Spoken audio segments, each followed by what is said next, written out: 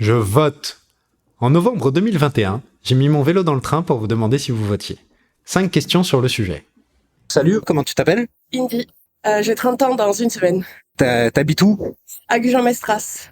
C'est là où t'as grandi? Non, pas du tout. Je viens de Toulouse à la base et là, ça fait un mois que je suis sur le bassin. Ma première question, Indy, est-ce que tu votes? Pas du tout. Je vote pas du tout. Non, non.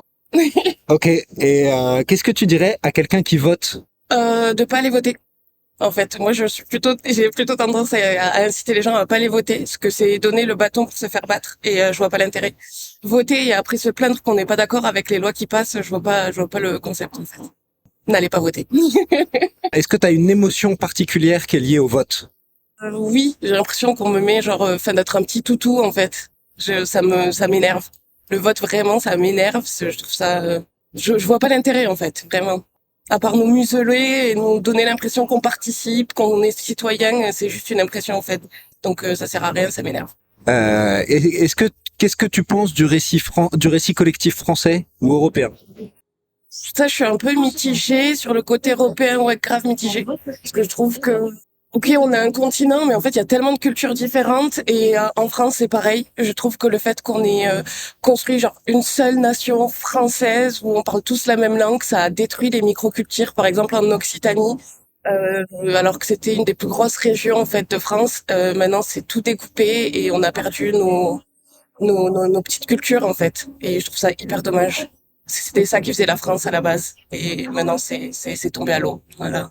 Je sais pas trop quoi en penser. En vrai, je suis mitigée. Parce que sur la scène internationale, quand même, c'est important d'être unis, d'avoir une seule voix. Mais dans l'enceinte de notre pays, je trouve pas ça.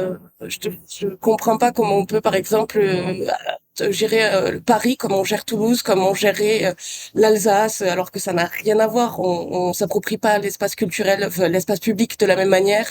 On vit pas pareil, on n'a pas la même culture, donc voilà. Et avec tout ça, est-ce que tu te sens européenne?